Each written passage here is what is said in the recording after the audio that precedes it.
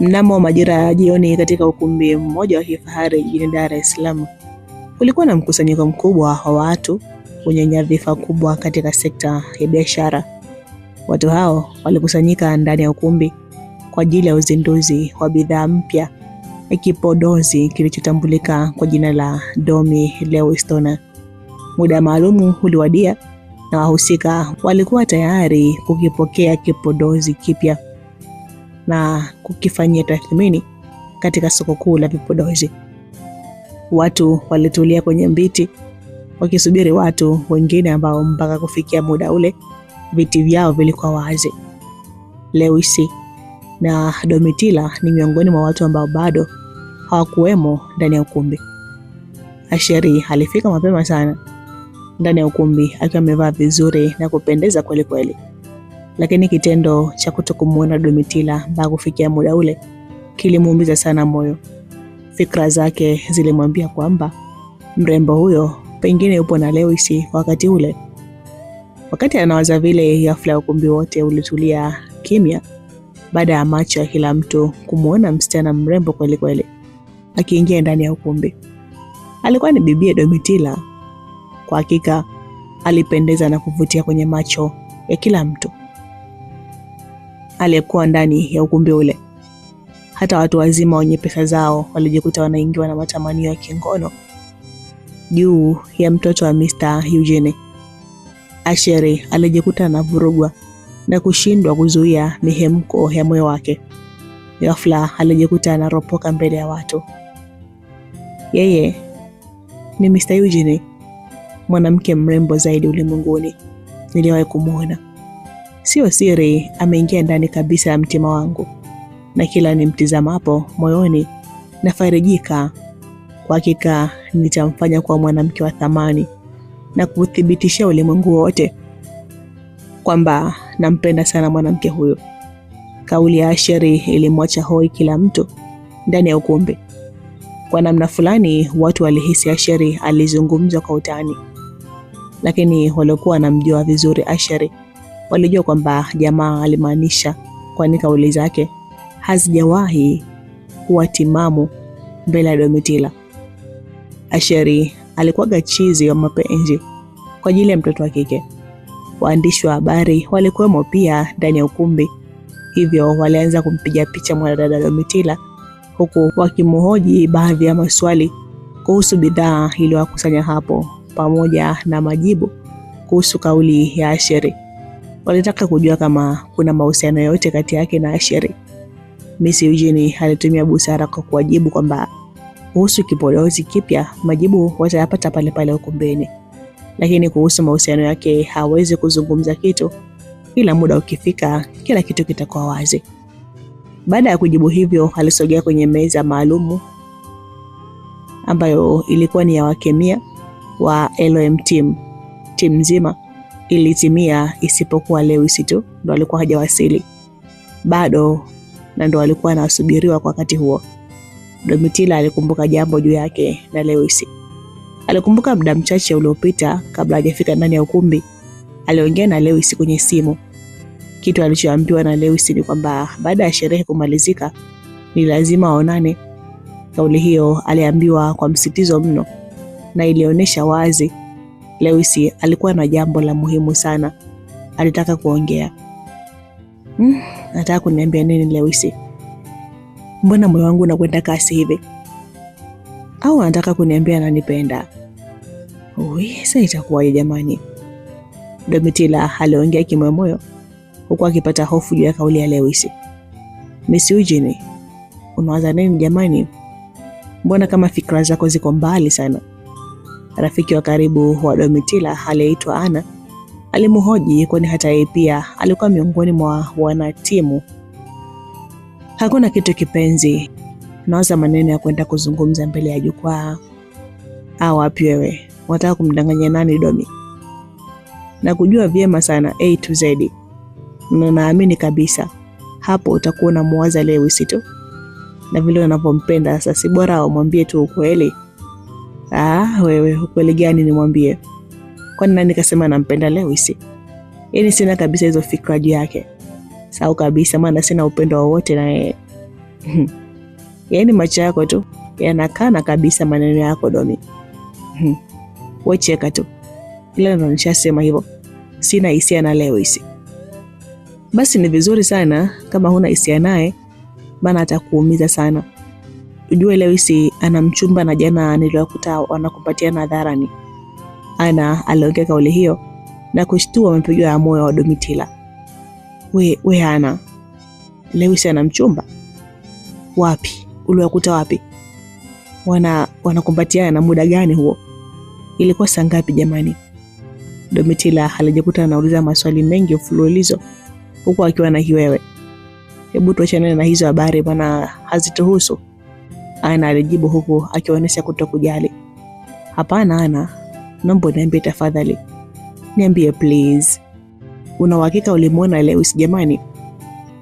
Domitila alizidi kuongea na pressure juu. Basi nitakwambia baadaye. Sasa hivi tuanze kuhusu speech ya kwenda kutoa mbele ya jukwaa.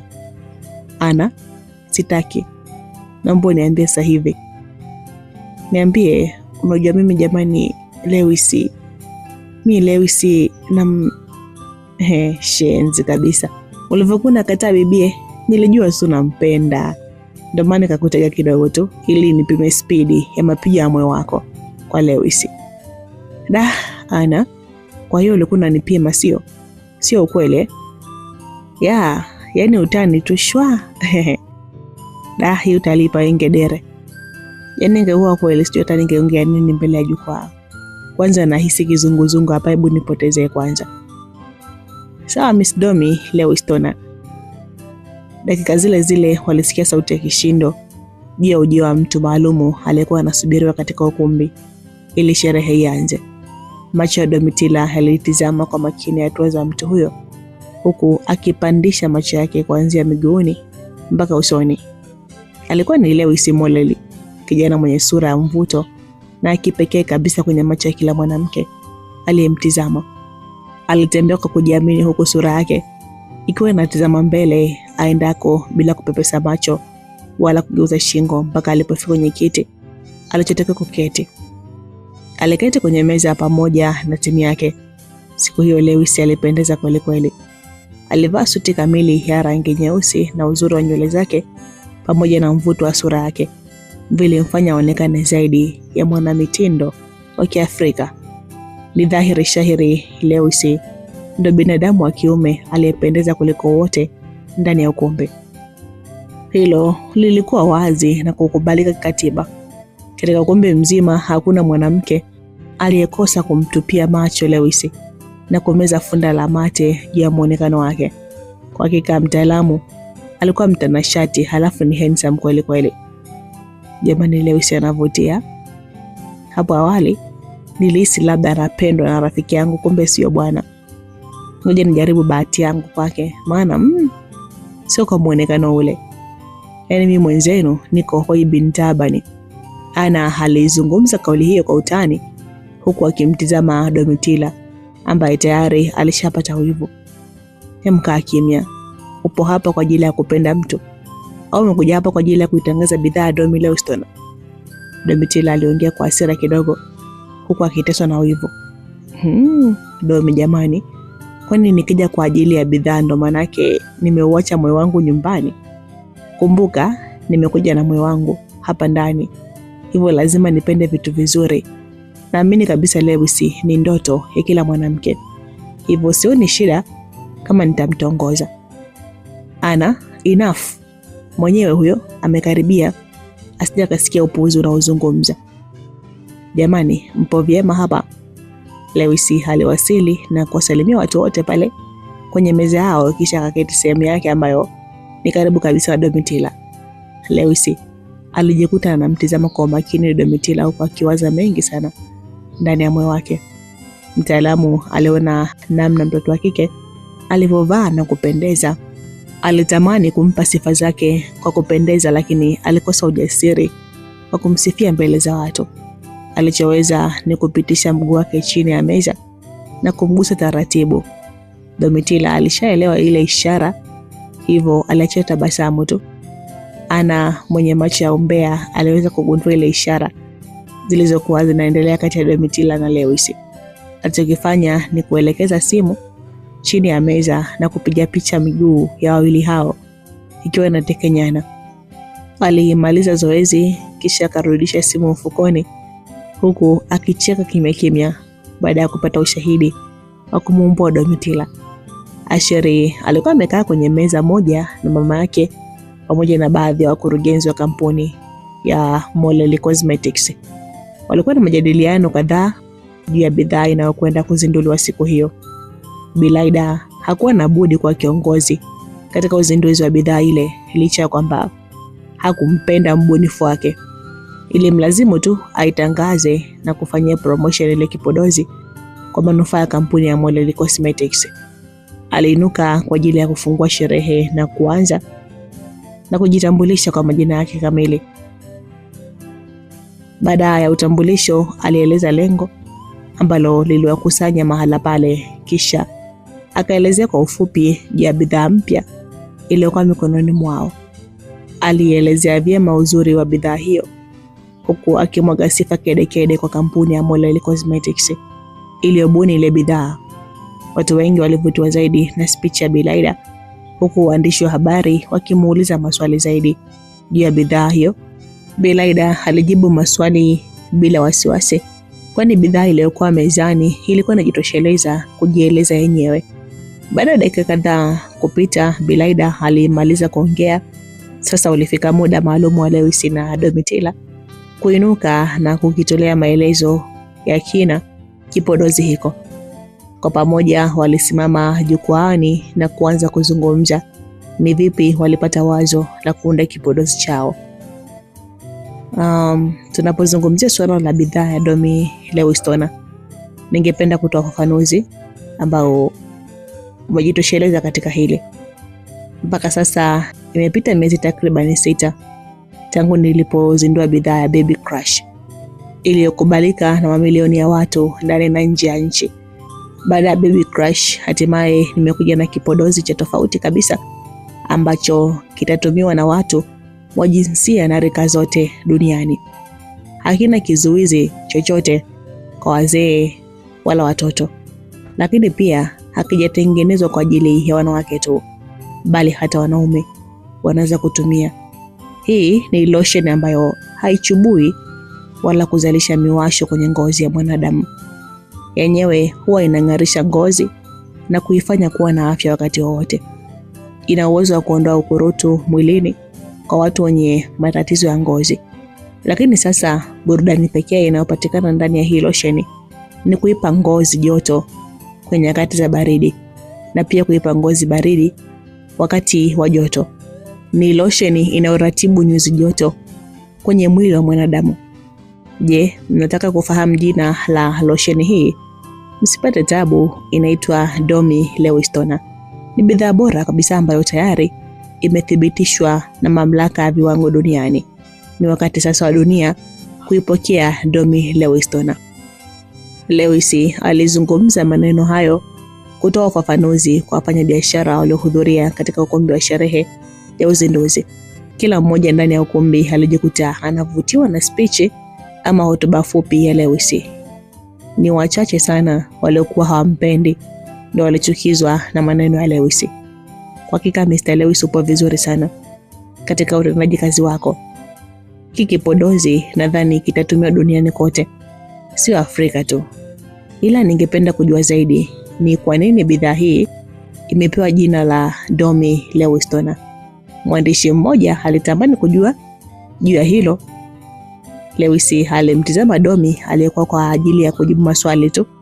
Lewis aliamua kumpa maiki Domitila ili aanze kujibu maswali. Domitila alipokea maiki kisha akatoa salamu kwa watu na kujitambulisha. Baada ya kumaliza utambulisho, alianza kujibu maswali. Okay, bidhaa ya Domi Lewis Toner imepambwa kwa jina hilo kulingana na utatu uliokamilika. Domi inawakilisha jina la Domitila ambaye ndo mimi mkemia aliyesimamia utengenezaji wa lotion hii. Lewi inawakilisha jina la Lewis ambaye ndo mgunduzi na mbunifu wa kipodozi hiko. na stoner ni mchanganyiko wa materials yaliyotumika kutengeneza hiki kipodozi. Miss Eugenie, wewe ndio msimamizi mkuu wa timu zote za utengenezaji wa vipodozi kwenye kampuni ya Molly Cosmetics. Lakini kwa nini unaonekana mara nyingi upande wa LOM team kuliko AM team? Lilikuwa swali zito sana lililotingisha vichwa vya watu kwa sekunde kadhaa. Domitila hakulipenda kabisa lile swali, ila alilazimika kujibu kulingana na hali. Aliangalia pembeni akamuona baba yake aliyekuwa amekaa pamoja na Bi Laida. Domitila alipata hofu kidogo, maana baba yake alishamzuia kumpa leo support, huku akimtaka kumsupport sana Asheri. Mzee alitaka mwanae awe karibu na Asheri na ikibidi aolewe naye, kwa kuwa aliamini kabisa Asheri alikuwa na asilimia kubwa ya kuwa mrithi wa Molly Cosmetics. Miss Eugenie, unaweza kutuambia tafadhali? Nasubiri jibu lako. Okay, nadhani kila mtu anajua kwamba mimi ni mkemia mkuu katika kampuni ya Molly Cosmetics. Na miongoni mwa majukumu yangu ni kuziongoza na kuzisimamia timu zote za utengenezaji wa vipodozi. Sina uhakika kama ni kweli naonesha ushirikiano mdogo kwa timu fulani, maana kufanya hivyo ni kudhoofisha maendeleo ya kampuni. Both AM and LOM team are on my hand. Napokea idea zao zote za kutengeneza vipodozi, kisha nawapa mwongozo wa kufanya ili tufikie malengo. Domitila alijibu kwa staili hiyo. Maswali yalikuwa mengi kwa Domitila na alijibu kama inavyotakiwa. Hatimaye muda wa maswali na majibu uliisha. Ukaja wakati wa kuipandisha jukwani na kuipigia mnada bidhaa yenyewe. Promotion zilianza muda ule na watu wengi walivutiwa na bidhaa ile na kuanza kuweka oda za manunuzi. Lewisi na Domitila walifurahi sana kuona bidhaa yao inapokelewa kwa kishindo na wadau wao. Walipokea pongezi nyingi sana kutoka kwa wafanyabiashara mbalimbali kwa ubunifu mkubwa waliofanya.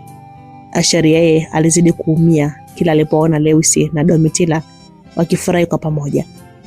Usijali wala kuumia mwanangu, na kuahidi usiku wa leo unatosha kuweka utofauti kati ya Lewisi na Domitila. Najua unampenda sana Domitila, hivyo hakuna mtu anayeweza kumchukua kwa namna yote ile. Hivi karibuni tu utamvisha pete ya uchumba na kumuoa kabisa. Bi Laida aliongea maneno hayo kumfariji mwanae Asheri. Alionekana kuumizwa na macho yake kwa kile alichokuwa anakiona kwa Lewisi na Domitila. Asheri alivuta glasi ya mvinyo kisha akainywa kwa hasira na uchungu mkubwa sana. Sherehe ilipokaribia kufika tamati, Lewisi alikwenda kupanda lifti kimya kimya na kwenda ghorofa ya mwisho kabisa ya lile jengo. Kuondoka kwake kulitoa ishara fulani kwa Domitila, ambaye alishaelewa kile alichotakiwa kukifanya. Alishajua kwamba alitakiwa kupandisha ngazi kuelekea juu alipo Lewisi, ili akaambiwe kile alichoahidiwa. Lakini sasa kabla hajachukua uamuzi wa kumfuata Lewisi, alikumbuka kwamba muda ule ndo aliahidiana kukutana na Asheri wazungumze. Alipomtazama Asheri, walijikuta wanagonganisha macho, kwani muda wote Asheri alikuwa amemtupia macho mrembo huyo. Asheri naye aliamua kupanda kwenye lifti kuelekea gorofani, kisha akampa ishara Domitila aende floor ya 5. Mtoto wa kike alibaki njia panda, asijue kipi cha kufanya. Aliwaza afanye nini kwa ajili ya ndugu wale. Ukweli ni kwamba alishajua kwamba wote wawili wanampenda sana, ila shida yeye hakuwa na mioyo miwili ya kuwapenda wote wawili. Ndani ya moyo wake kulikuwa na nafasi ya mtu mmoja tu kati yao, na tayari moyo wake ulishampenda. Binti aliwaza amfuate nani kati ya Lewisi na Asheri. Maamuzi alikuwa juu yake, amchague Lewisi ili amuumize Asheri, au amchague Asheri ili amuumize Lewisi, au asimchague yote ili ajiumize mwenyewe, kwa kuwa moyo wake ulishapenda tayari. Domitila aliwaza sana, na mwisho kabisa akaamua kumsogelea rafiki yake Ana na kumpa ishara kuwa anaondoka. Ana akatabasamu tu bila kuhoji kitu, kwani alishajua wapi Domitila anakwenda. Hatimaye Domitila alikwenda kuingia kwenye lifti kisha akaanza safari kuelekea gorofani. Baada ya muda mfupi alifika gorofani na kuangaza mbele yake. Umbile la mwanaume mrefu lilionekana mbele yake akiwa amempa mgongo huko mikono yake ikiwa mfukoni. Domitila alitabasamu na kuanza kumsogelea kwa mwendo wa madaha huku akinyata taratibu kabisa ili asimshitue mwanaume huyo. Lengo lake lilifanikiwa na pindi tu alipomfikia alimziba uso kwa viganja vyake vya mikono. Guess who am I? Otea, mimi ni nani? Who is? It's you my Domi. Au nani mwingine? Ni wewe Domi wangu. Umejuaje? Nimejua kupitia viganja vyako pamoja na harufu yako ya marashi. Sema ulijua tu nitakuja ndio maana. Domitila alitoa viganja vya mikono yake kwenye uso wa Lewis. Kisha Lewis akageuka kumtizama Domitila. Lewis alijikuta anavutiwa zaidi na sura Domitila pindi tu walipogonganisha macho yao. Mtoto wa kike alionekana mzuri kama nyota zing'azo angani usiku wenye kiza kinene. Mdomo wenye umbo la kopa ulipendezeshwa na lipostiki maridhawa kabisa. Kwa hakika kumtizama Domitila ilikuwa ni zaidi ya burudani. Lewis alimsogelea kwa ukaribu Domitila kisha akasogeza macho yake usoni kwa mtoto wa kike ili kumkagua zaidi na zaidi. Unang'aa zaidi ya nyota Domi wangu. Lewis aliongea kauli hiyo huku akimgusa shavu Domitila. Domitila alijikuta anakosa ujasiri wa kumtizama Lewis, hivyo akafumba macho na kuanza kurudi kinyume. Lewis alimvuta mtoto wa kike kisha akamsogeza karibu yake na kumkumbatia kwa mahaba. Domi, Lewis, nakupenda sana mwenzako. Sio kweli Lewis. Kwa nini isiwe kweli Domi? Kwa sababu tumeishi miaka mingi ila hukuwahi kuniambia hivyo. Awe hapo umeanza lini kunipenda mimi? Tangu tulipokuwa wadogo mpaka kufikia leo hii na kutamkia maneno haya, sijawahi kuacha kukupenda. Uzuri wako niliweza kuona tangu enzi zile za utotoni. Lakini Lewis, kwa nini hukuwahi kuniambia kama unanipenda mimi? Au kwa nini uliamua kunisubirisha kwa miaka yote hiyo? Domi, matendo yangu kwako siku zote yalitosha kuelezea hisia za moyo wangu kwako. Sikuwahi kukutamkia kuwa nakupenda, lakini najua moyoni mwako ulishajua kwamba nakupenda.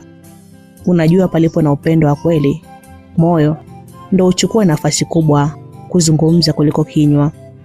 Matendo yangu kwako yamekuwa ni zaidi ya neno nakupenda. Lewis, naam, hata mimi nakupenda sana Lewis. Nadhani mimi ndo wa kwanza kukupenda kabla yako. Siku zote nilikuwa nakuchukulia kama mwanaume wangu ndani ya moyo, licha ya kwamba sikuwahi kukuambia nakupenda sana Lewis, na ninataka kuishi na wewe kama mke na mume. Hakukuwa na kitu cha kuuliza tena kufuatia mazungumzo hayo. Lewis alimvuta Domitila na kumpiga busu moja la mahaba kweli kweli. Ilikuwa ni mara ya kwanza kabisa kwa mtoto wa kike kupokea busu kutoka kwa mwanaume. Busu lile lilikwenda kuvuruga kila kitu kwenye moyo na medula oblongata yake. Baada ya kusubiri sana katika floor ya 5 bila mafanikio, hatimaye Asheri aliamua kushuka chini na kurudi kwenye ukumbi kumwangalia Domitila. Alipofika ukumbini, aliangaza huku na kule, lakini hakufanikiwa kumwona Domitila. Asheri alipata wasiwasi na kuamini kwamba pengine binti yule yupo na Lewis kwa wakati ule. Alitaka tena kurudi juu akawatafuta, lakini ghafla aliitwa na mama yake kwa ishara ya vidole. Ilibidi asitishe mpango wake na kwenda kumsikiliza mama yake aliyekuwa ameketi na Mr. Eugene ambaye ni baba mzazi wa Domitila. Mama Moleli, unajua kijana wako Asheri ni kijana mwenye mvuto wa kipekee kama vijana wa asili yetu wa Nyarwanda.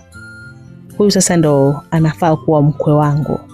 Mr. Eugene alimwambia Bilaida maneno hayo na kumfanya tabasamu. Asheri alifika karibu yao na kutoa heshima mbele ya Mr. Eugene.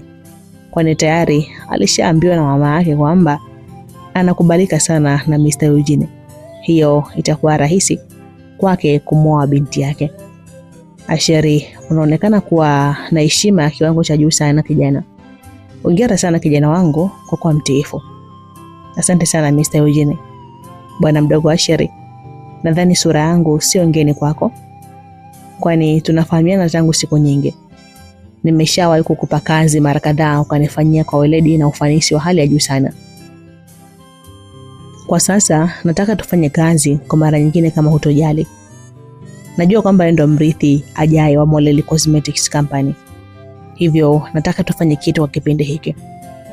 Mr. Eugene, siku zote mimi ni mtiifu kwako. Nawezaje kukataa ombi lako? Wewe unanichukulia mimi kama mwanao. Kwa nini nisikupe heshima kama baba? Yaani baba yangu.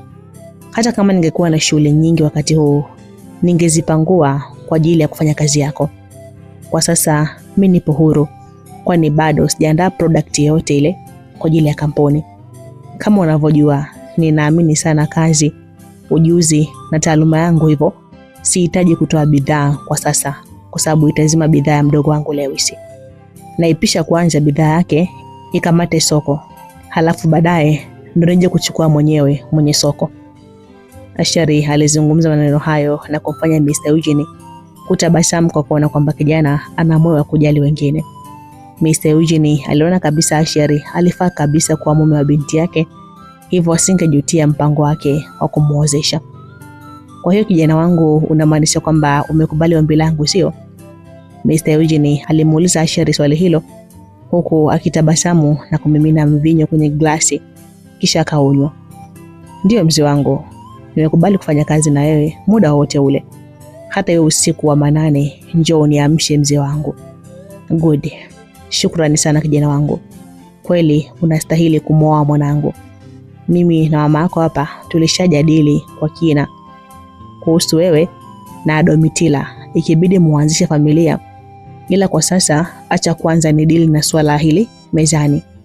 Ni kuhusu bidhaa mpya mvinyo wa tunda la dhabibu iliyoandaliwa miaka 10 iliyopita huko Ufilipino. Nahitaji kuipata bidhaa hiyo kwa hali na mali. Endapo bidhaa hiyo itaingia ndani ya kampuni yangu, basi itapanua wigo wa soko langu kuanzia ndani mpaka nje ya mipaka. Kampuni yangu itakuwa kubwa na maarufu mara 2 zaidi ya sasa. Makampuni mengi tayari yameanza utafiti wa kugundua bidhaa hiyo, na wiki ijayo kutakuwa na shindano maalumu la kujua ni kampuni ipi imefanikiwa kutengeneza bidhaa hiyo. Nahitaji kuiona nguvu yako katika hii project ili niweze kushinda. Nina imani na wewe na najua huwezi kuniangusha. Mr. Eugene alizungumza maneno hayo huku akimpiga begani kuashiria anamwamini. Asheri alipatwa na kizunguzungu kufuatia maneno ya Mr. Eugene. Kwa hakika alibebeshwa mzigo mzito na mkubwa kuliko umri wake. Mr. Eugene yeye hakuaga na watoto wakubwa wa kiume, na Domitila ndo alikuwa binti yake wa kwanza, lakini hakuwahi kujihusisha kabisa na masuala yote katika kampuni baba yake ya kutengeneza pombe. Binti alishachagua kusomea masuala ya vipodozi. Swala la Mr. Eugene kutokuwa na mtoto mkubwa wa kiume lilimfanya Asheri kujihisi mtu mwenye bahati. Aliamini kabisa hapo baadaye akishafanikiwa kumwoa Domitila, basi hata ile kampuni ya Mr. Eugene ingekuwa chini yake. Ilibidi Asheri amkubalie Mr. Eugene kushirikiana naye kufanya utafiti wa pombe mpya inayotokana na dhabibu ambayo ingetikisa kwenye soko la dunia. Baada ya kumaliza mazungumzo yake na Mr. Eugene, Asheri aliamua kutoka na kwenda kupanda lifti kuelekea gorofani kumtafuta Domitila wake. Kule juu ya gorofa, Lewis na Domitila walikuwa wameketi kwenye bembea, huku Domitila akiwa ameegemea kifua cha Lewis, wakisindikizwa na matabasamu mazito katika nyuso zao. Lewi, siku zote nilikuwa nikiishi na hisia hizi juu yako.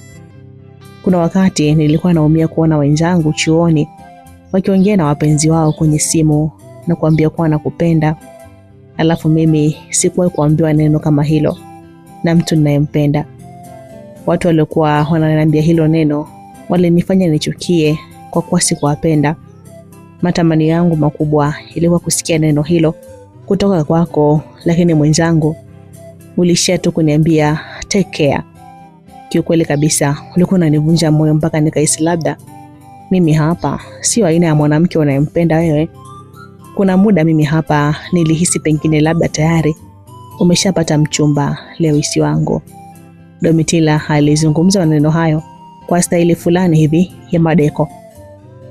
Lewis alimpapasa mgongo mtoto wa kike kisha akamwambia, Domi, hata mimi nilikuwa naumia pia kwa kushindwa kukwambia na kupenda. Kila nilipokuwa nakwambia take care, moyo ulikuwa unasononeka kuona nashindwa kumalizia kusema I love you. Kiukweli kabisa nilikuwa natamani sana kukwambia na kupenda, lakini tatizo muda ulikuwa bado haujawadia, ndio maana nilishindwa kukwambia kile unachostahili, malkia wangu. Kama unavyoona hapa, sina uhakika kabisa kuhusu maisha yangu, maana watu naoishi nao wananipiga vita sana. Mama na kaka yangu wameunganisha nguvu zao kuhakikisha kwamba napotea kwenye ramani ya maisha. Tumaini langu mimi ni baba yangu, lakini ndio hivyo, kwa sasa yupo mahututi hospitalini. Sikutaka kuingia kwenye mahusiano kwa kuwa ningeshindwa kukupa muda wa kutosha, kwa kuwa ningekuwa busy kukwepa mishale ninayorushiwa na watu waliochagua kuniondoa kwenye ramani ya maisha. Yote kwa yote, naomba utambue tu kwamba nakupenda sana, Domitila wangu. Haijalishi nitakuwa katika hali gani huko mbeleni, lakini naomba usiniache tafadhali. Kesho ni fumbo zito, Domitila. Hivyo inawezekana nisiwe tena na nafasi katika Molly Cosmetics. Lewis, pole sana Mr. wangu kwa haya unayopitia. Naelewa kila kitu kuhusu maisha yako ndani ya Molly Cosmetics, lakini sasa unawaza kufanya nini ili kushinda hii vita? Niambie mpenzi, na nipo tayari kukusaidia kwa kila namna mpaka ushinde vita iliyoko mbele yako. Maidomi, kiukweli kabisa mimi sina haja ya ushindi, hivyo sitaki kupigana vita na ndugu yangu yeyote kisa kampuni. Kwa sasa naandaa mazingira ya kutengeneza kampuni yangu na sio kupigania Molly Cosmetics. Najua sina ubavu wa kuichukua Molly kwa sasa, kwa kuwa alioshika mpini ni watu wasionipenda. Acha tu niunde kampuni yangu ili isije kutokea baadaye nikakosa kuwa na wewe. Unadhani baba yako atakubali nikuoe nisipokuwa na kitu? Itabidi tu nipambane kujenga kampuni yangu. Kwa sasa nakubali tu kumpa ushindi Asheri kwenye vita ya kampuni, lakini asahau tu kuhusu wewe. Yaani nipo tayari kumwachia kampuni, lakini sio kumwachia mwanamke ninayempenda kwa dhati. Kwako wewe sitokuwa dhaifu kamwe. Kiukweli kabisa nakupenda sana Domi wangu. Lewi, haijalishi utafanikiwa au utafeli kujenga kampuni, lakini mimi nitabaki kuwa wako siku zote. Nitakuwa nawe bega kwa bega katika ujenzi wa kampuni mpya, na mimi nitakuwa mmoja kati ya wafanyakazi kwenye kampuni yako, Mr. wangu. Kiukweli kabisa namshukuru Mungu kwa kunipa mwanaume mwenye akili, shujaa, anayenipenda, alafu ni bonge la handsome. Domi, Lewis, hivi ni kweli wewe hapo unanipenda mimi kwenye hali yote ile? Yes, nakupe. Kabla Domitila hajamaliza kauli yake, tayari Lewis alishafika mdomoni mwako. Likapiga bonge moja la romance liliwafanya wagande kwa dakika kadhaa, huku wakimiminiana juisi za mahaba midomoni mwao. Wakiwa katika huba zito la mahaba, ghafla walishtuka baada ya kusikia sauti ya mtu akiwapigia makofi kwa kitendo walichokuwa wanakifanya. Ilibidi waachane chapchap, na alipotupa macho mbele yao hawakuamini ise. Walimuona mtu akiwa kasimama anawatizama, lakini hawakuweza kumtambua ni nani kutokana na kiza kilichokuwa kimetanda. Hata yule mtu hakuweza kabisa kuwatambua Lewis na Domitila. Alichofanya yule mtu ni kusogelea kina Lewis huku akisema, nyie bata wazinzi, naona mmeamua kujipa kibali cha kufanya mahaba hadharani, tena kwenye maeneo ya watu. Kwa nini msingeenda hata guest huko kuliko kufanya uchafu wenu hadharani? Sauti ya yule jamaa ilimfanya Lewis na Domitila kuweza kumtambua huyo mtu. Naona James, una ujasiri sana wa kuongea siku hizi. Lewis aliongea kauli hiyo huku akimnyoshia kidole yule kijana. Sauti ya Lewis ilimshtua sana James na pale pale alipiga magoti. Tayari alishawatambua watu waliokuwa kwenye pozi zito la mahaba. Mkuu, naomba unisamehe. Kiukweli kabisa sikujua kama ni nyie ndo mpo hapa. Naomba mnisamehe jamani. Kukusamehe sio kazi rahisi kama unavyodhania. Hivi unajua uzito wa maneno uliyozungumza? Kwanza niambie, umekuja kufanya nini huko juu?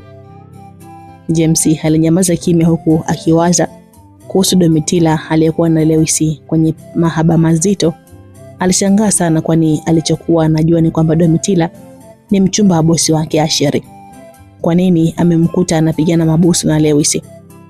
James, jibu swali ambalo umeulizwa. Umekuja kufanya nini hapa? Au umetumwa na Asheri kutufuatilia? Domitila alimuuliza James kwa hasira. Hapana madam. Sijatumwa na Asheri. Ila nilichoka tu kukaa kule ukumbini nikaamua kuja huko juu kupunga upepo. Ukweli ni kwamba sijatumwa na bosi Asheri. Wala sikujua kama nyie mpo huko. James alijibu huku akijitetea. Lewis alimsogelea James kisha akamwambia achunge mdomo wake, vinginevyo utamgharimu. Baada ya kumwambia kauli hiyo alimruhusu kuondoka bila kumfanyia jambo lolote lile. James alishukuru kusamehewa kisha akaondoka eneo lile huku akiwa na mawazo tele kichwani mwake. Lewis alimrudia Domitila na kumwambia waondoke eneo lile maana sio salama tena kwa upande wao. Domitila ndo alikuwa kwanza kuondoka eneo lile na kurudi ukumbini. Ila anaondoka tu, Asheri naye anatia timu. Ikawa sasa ni uso kwa uso kati ya Lewis na Asheri. Ndugu wawili walibaki wanatazamana mithili ya watu wanaodaiana. Asubuhi iliyofuata Lewis aliamshwa na mlio wa simu yake ya mkononi. Alivuta na kuangalia jina la mtu aliyekuwa anapiga muda ule. Furaha iliangaza usoni mwake baada ya kutambua Domitila ndo mtu aliyekuwa anampigia. Chap Lewis alipokea simu na kutega sikioni. Mrs. wangu, Mr. wangu, hivi bado umelala tu baba? Hujaangalia hata taarifa zinazoendelea mtandaoni hivi sasa? Achana na taarifa za mtandao. Kitu pekee kinachoweza kuiteka akili yangu ni Domi wangu na mzee Moleli tu. Pumzi zenu ni zaidi ya taarifa za mtandaoni. Unafurahisha Lewis. Mbona hukuamka na kutujulia hali mpaka muda huu? Mimi ndo nimekutafuta. Kama tungekuwa muhimu sana kwako basi ungetupigia simu mapema. Mrs. wangu, mbona nimekupigia? Lewis alijibu kwa utani. Saa ngapi Mr. wangu? Hapo umenidanganya baba. Maana sijaona kabisa hata missed call yako. Ushapoteza kumbukumbu mara hii. Yaani nimekupigia na tukaongea. Kukumbuki umeniambia Lewis natamani kuishi kwenye kumbatio la penzi lako milele. Wewe ni mtamu ujue. Hai, mimi huyo ndo nimezungumza hayo maneno baba. Hapana kwa kweli. Saa ngapi nimeongea hivyo? Labda walikuwa njozini baba. Ni kweli kabisa. Nilikuwa naota Domi hata ulipopiga hii simu. Imenishtua njozini. Nilikuwa nakuota wewe na umeniambia hayo maneno njozini. Hebu nisimulie vizuri baba. Umeniotaje yani? Domitila alijikuta anasahau kumwambia Lewis taarifa muhimu zilizokuwa zinaendelea mtandaoni kwa wakati ule. Badala yake akanogewa na stori za Lewis. Taarifa zilizokuwa zinaendelea mtandaoni zilihusu kipodozi cha Domi Lewiston kuteka soko zima la vipodozi kimataifa, ikiwa ni masaa machache tu tangu kilipoingizwa sokoni. Domitila alisahau kumwambia Lewis habari hizo. Hivyo waliendelea kusimuliana ndoto ya mahaba aliyoyota Lewis. Wakati wao wanasimuliana njozi, kumbe Asheri alisimama kwenye mlango wa Lewis akisikiliza maongezi yao. Asheri aliweza kuelewa na kujua kila kitu kilichokuwa kinaongelewa. Kwa hakika moyo wake uliuma mpaka akatamani kuingia chumbani kwa Lewis na kumla nyama. Asheri alijikuta anazidi kumchukia Lewis. Akiwa pale mlangoni, ghafla alishtuliwa na sauti ya mwanamke. Unafanya nini hapo? Kifungua kinywa kipo tayari mezani. Ilikuwa ni sauti ya mama yake Asheri Bilaida. Asheri aligeuka nyuma kisha akamkumbatia mama yake huku akiwa na huzuni kubwa usoni na moyoni mwake. Mbona upo hivi tena mwanangu? Nini kimetokea kwako? Bilaida alimhoji mwanae Asheri asiye na kasoro kwa upande wake. Mbona kimya tena? Au Lewisi amekuudhi tena? Mama hivi huyo Lewisi alizaliwa kuja kunikosesha furaha duniani hapa? Hivi kwa nini na wewe ulimpokea mtoto wa nje ya ndoa kuja kuishi nyumbani kwetu? Nachokijua mimi, sina ndugu anaitwa Lewisi. Mimi simtambui Lewisi kama mtoto wa babangu. Ili nifurahie haya maisha, ni lazima Lewisi apotee mazima kwenye uso wa dunia. Usijali kijana wangu, muda si mrefu kila kitu kuhusu Lewisi kitafikia mwisho. Nguvu ya Lewisi imeshikiliwa na pumzi ya mzee Moleli. Hivyo akifa tu, kila kitu kuhusu Lewisi kitakuwa kimekwisha. Muda wowote kuanzia sasa, Moleli atafariki, na hapo utakuwa mmiliki wa kila kitu kinachomhusu baba yako. Kuanzia muda huo, Lewisi hatakuwa na nguvu tena mbele yako. Kuhusu mali, najua sio shida mamangu. Lakini vipi kuhusu Domitila wangu mama? Najua unafahamu ni jinsi gani nampenda Domitila. Domitila ndo furaha yangu mama. Ila tayari Lewisi ameshanizidi ujanja. Mama ni bora nikose kampuni na mali zingine za baba kuliko kumkosa Domi. Please mama, naomba ufanye kitu kwa ajili yangu ili Domitila awe wangu. Mwanangu, hilo swala sio la kuwaza wala kukuumiza kichwa. Lewisi anahangaika na mbwa, ila sisi tunamalizana na mwenye mbwa. Swala la msingi ni wewe kumiliki kampuni, na hapo ndo utakuwa umeshinda vita vyote. Mr. Eugene hawezi kumuozesha binti yake kwa Lewisi ikiwa hatakuwa na kitu. Mr. Eugene tayari ameshakuandaa kuwa mkwe wake, ndio maana anakupa kipaumbele kwenye shughuli zake muhimu. Niamini mimi mwanangu, hii vita ni nyepesi mno kwako kwa sababu hata uwezo kumpoteza Lewisi unao. Ni sawa mama, lakini shida Domitila hajawahi kunipenda kabisa. Ananichukulia kama rafiki wa kawaida tu. Hivi nifanye nini ili nimvute upande wangu? Hebu nipe mbinu mama. Hivi baba alitumia njia gani kukupata wewe? Ni rahisi tu mwanangu. Tafuta pesa. Wanawake wazuri watakutafuta wenyewe. Wakati maongezi hayo yakiendelea, ghafla Lewisi alifungua mlango na kutoka nje ya chumba chake. Bilaida na Asheri walinyamaza baada ya kumwona Lewisi akiwasogelea. Kwa namna walivyoonekana, Lewisi alijua kuna jambo walikuwa nalipanga. Mama shikamoo. Lewisi alitoa salamu kwa Bilaida lakini hakuitikiwa. Baada ya Bilaida kugomea salamu ya Lewisi alimtizama Asheri kisha akamsalimia pia. Hata Asheri naye alichuna bila kuitika. Swala lile halikumpa tabu Lewisi kwa kuwa alishawazoea watu wale, na ile ndo ilikuwa desturi yao kumtenga. Nyumbani kwa Mr. Eugene, Domitila alikuwa akipata kifungua kinywa huku akionekana kujawa na tabasamu pana usoni mwake. Pembezoni kulikuwa na mdogo wake wa kiume ambaye alitamani sana kujua chanzo cha furaha ya dada yake. Dada, lakini wewe hapo, kwa nini una furaha eti? Wewe bado ni mdogo Donald, hivyo hata nikikwambia hutaweza kunielewa. Wewe jua tu dada yako nina furaha sana. Domitila alimjibu mdogo wake kauli hiyo huku akiendelea kutafuna vikachori na sambusa. Kwa hakika Domitila alikuwa na furaha isiyo na kifani.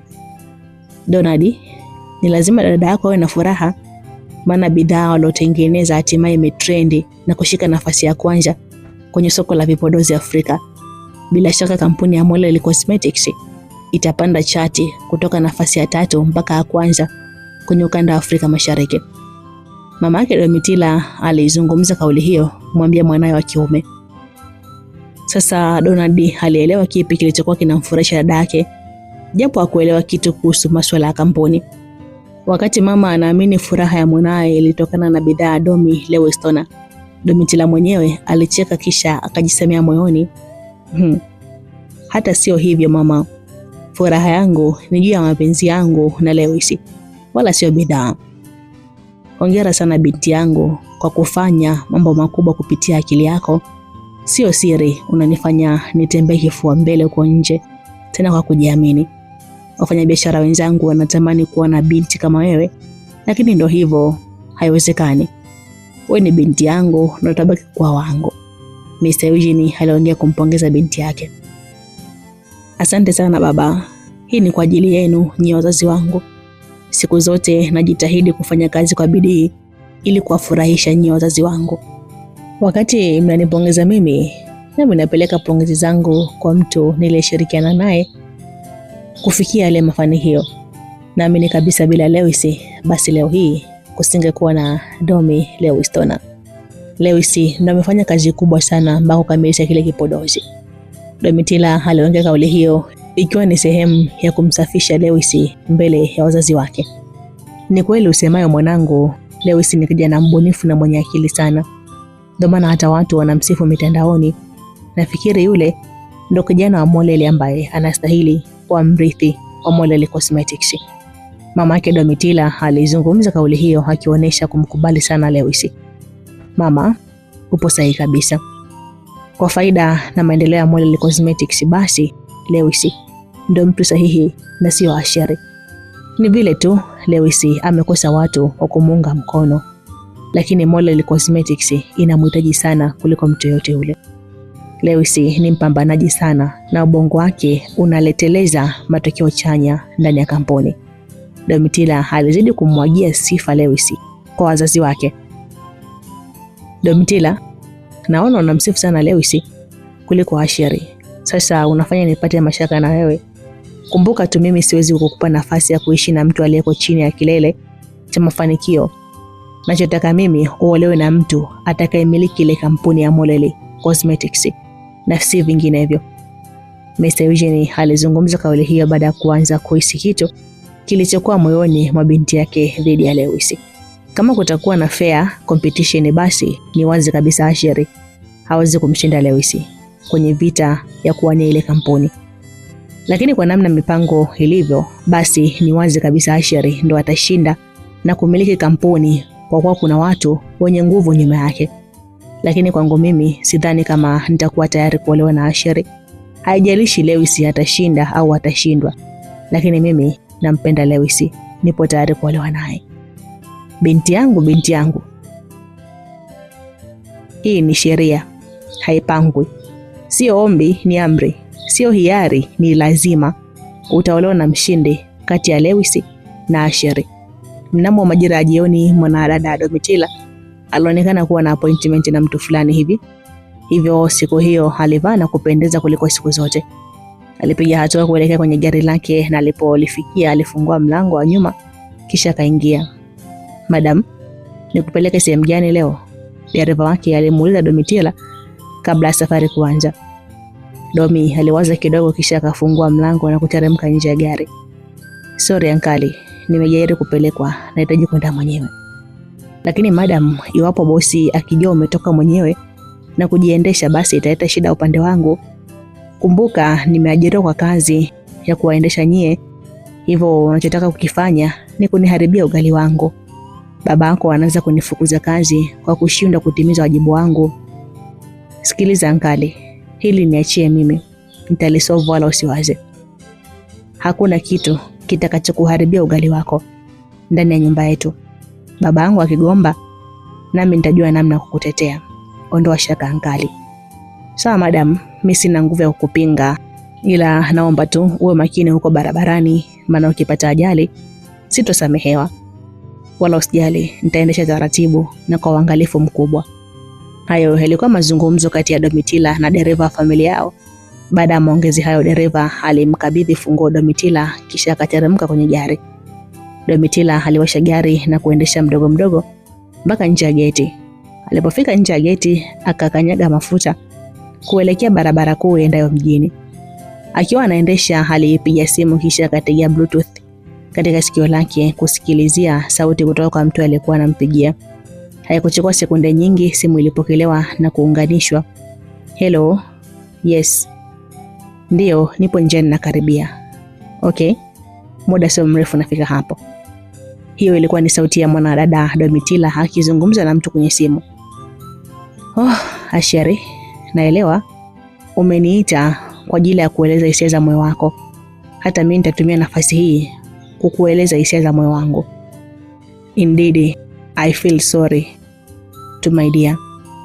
Hata mimi natetea hisia zangu. Maumivu unayoyapata kwa kunikosa ni mara 2 ya maumivu nitakayoyapata nikimkosa Lewis. Hayo yalikuwa mawazo ya Domitila akiwa barabarani anaendesha gari. Baada ya mwendo wa dakika kadhaa, Domitila aliwasili katika jengo moja la kifahari ambalo linaitwa Lovers Tower. Ni jengo maalum lilokuwa linawapokea wapendanao kwa ajili ya kufurahia mapenzi yao.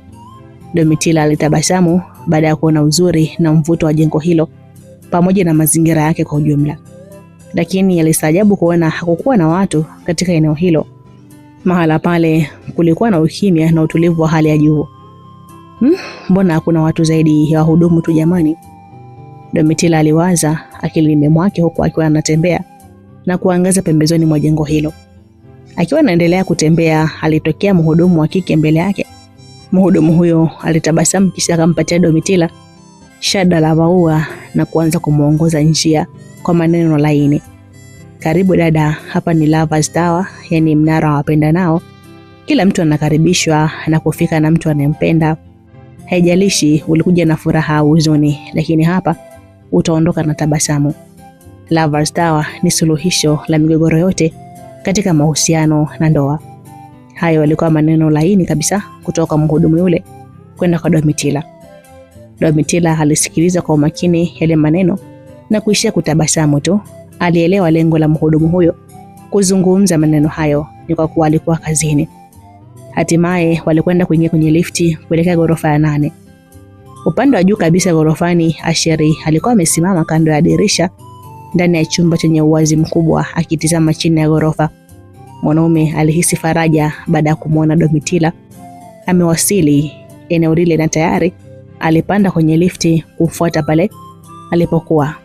Hazikupita dakika nyingi, tayari mhudumu alishamfikisha Domitila kwenye mikono ya Asheri.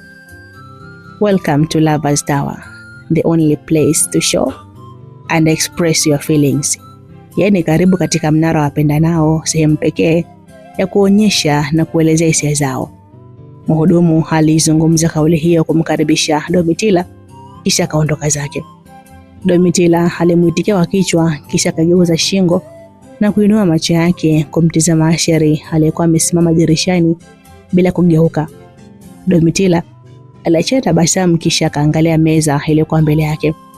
Alipiga hatua zake 2 kuelekea mezani, lakini ghafla alipigwa na mshangao baada ya maua mazuri kushuka juu yake.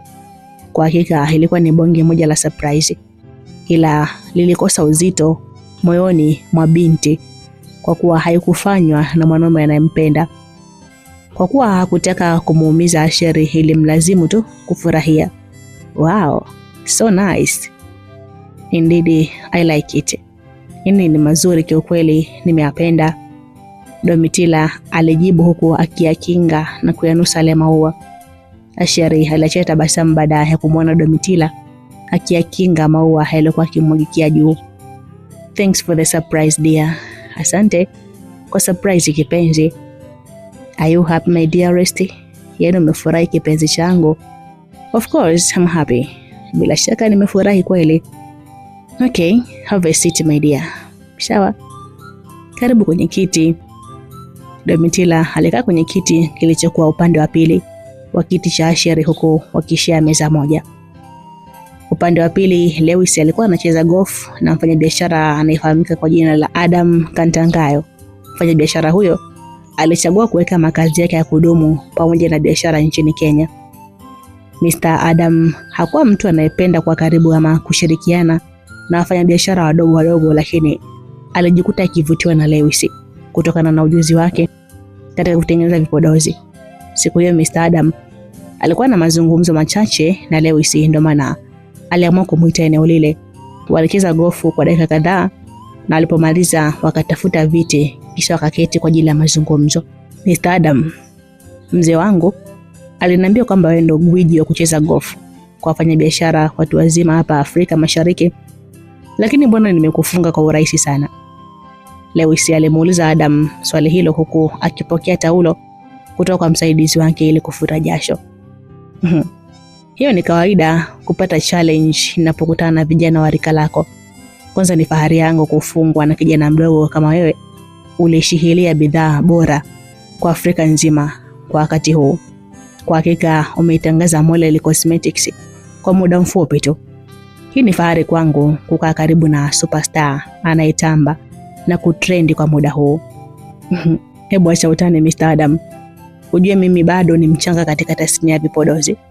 Bado sijafanikiwa kutengeneza kipodozi cha ndoto zangu ambacho kitakuja kuteka soko la dunia kwa ujumla. Kwa sasa usinipe sifa kubwa kiasi hiko, mwisho mgema nikatilia tembo maji.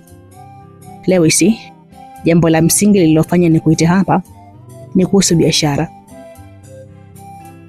Sio siri, wewe ni kijana mdogo unayevutia macho ya wafanyabiashara wengi sana ndani na nje ya mipaka kuweza kushirikiana kwenye miradi yao. Mimi ni mmoja kati ya hao wafanyabiashara waliovutiwa na kipawa chako. Kampuni yangu inahitaji kijana kama wewe ili kuanzisha mradi wa kutengeneza vipodozi bora na imara. Nikitangaza fursa ya ajira kwa wakemia kwenye kampuni yangu, haitachukua siku 2 kupata wakemia zaidi ya 10 waliobobea, lakini hawatakuwa wabunifu kama wewe. Mimi nakuhitaji wewe kwenye kampuni yangu. Lewis alishtuka kwanza kusikia kauli ya Mr. Adam ambaye alikuwa mfanyabiashara mkubwa sana Afrika Mashariki. Alishtuka kwa kuwa alijiona bado hakuwa na vigezo sahihi vya kufanya kazi kwenye kampuni ya Mr. Adam, tena akiwa kama muundaji na mtengenezaji mkuu wa vipodozi. Mr. Adam, sijaelewa maana yako bado. Unayemhitaji kimkataba ni mimi au kuna mtu mwingine unamhitaji ni kuunganisha naye katika kampuni yako? Kijana, sipo hapa kwa ajili ya kufanya masihara. Nipo hapa kibiashara zaidi, na lengo langu kubwa ni kukusaidia na kukuinua wewe. Najua una wakati mgumu kuliko unavyofikiria. Vita yako ni kubwa sana na huna msaada wowote, ndio maana nahitaji kukusaidia ili kipawa chako kisipotee kabisa. Wigo wa biashara ni mpana sana, hivyo nataka upate sehemu ya kujishikiza kabla mambo yako haja kuendea vibaya. Una mama na kaka wa kambo ambao wanakupiga vita kila leo. Hawatamani kuona wala kuyashuhudia mafanikio yako. Muda wote kuanzia sasa wanaweza kukupoteza. Hivyo hutakuwa na nafasi tena ndani ya Molly Cosmetics. Lewis alitega sikio kwa umakini kumsikiliza Mr. Adam. Alimuelewa vizuri sana Mr. Adam, lakini kichwani mwake aliona bado alikuwa anahitajika sana katika kampuni ya Molly Cosmetics. Ile ilikuwa kampuni iliyotengenezwa kwa jasho kubwa la baba pamoja na mama yake mzazi.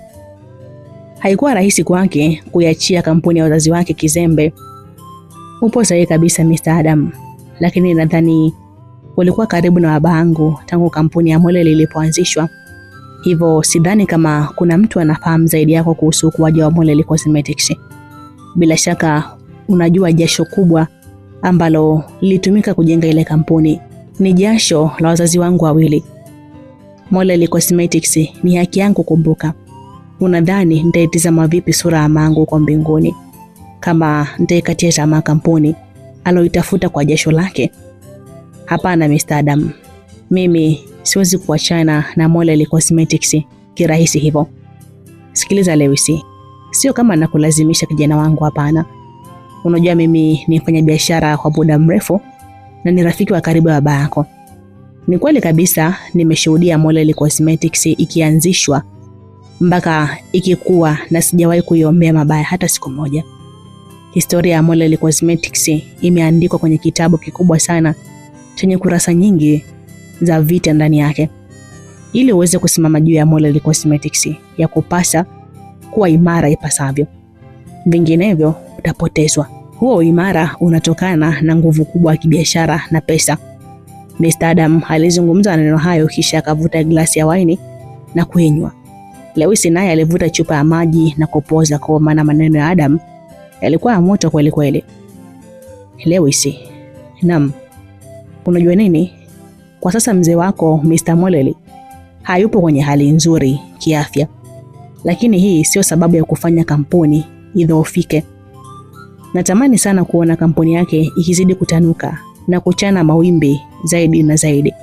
Japo bidhaa yako kwa sasa inazidi kuitangaza kampuni ya Moleli Cosmetics, lakini bado kuna watu hawataiacha yenyewe, ni lazima watapambana kuiteketeza tu. Hebu zinduka usingizini kijana wangu. Zama upande wa pili kwa ajili ya kupata nguvu ya kuipigania Moleli Cosmetics iliyojengwa na jasho na damu la wazazi wako wawili. Mr. Adam, una maana gani kusema nizinduke usingizini na kuzama upande wa pili? Maana yangu ni kwamba ingia mkataba na mimi, nikufunze biashara na upate nguvu ya kifedha. Wewe bado ni kijana mdogo, unahitaji kuielewa biashara kwa marefu na mapana zaidi. Nakupa muda ufikirie swala hili, kisha utanijulisha. Hiyo ndio ilikuwa nukta ya mwisho kabisa ya maongezi kati ya Lewis na Mr. Adam Kantangayo. Mr. Adam aliondoka na kumwacha Lewis amekaa pale pale kwenye kiti akitafakari kwa kina yale maneno. Domitila na Asheri walizama katika mazungumzo mengi zaidi yaliyowapa vicheko baada ya kukumbushana matukio mbalimbali ya utotoni. Asheri alikuwa na furaha sana siku hiyo kuliko kawaida. Uwepo wa Domitila karibu yake ulimfanya jisi po mawinguni kwa wakati ule. Kwa hakika alikuwa anampenda sana binti. Asheri, wewe umejua kunichekesha kwa kweli. Hivi ni lini utaacha vituko vyako vya utotoni? Unajua sitaki kukaa na wewe halafu nikashindwa kucheka. Hizi furaha ndo zinafanya nitamani kuwa karibu na wewe siku zote. Kiukweli sitamani kukosana na wewe. Sijui nifanye nini ili nisije kupoteza furaha hizi. Domi aliongea kauli hiyo na kumfanya Asheri apate nafasi ya kuongea kile kilichokuwa moyoni mwake.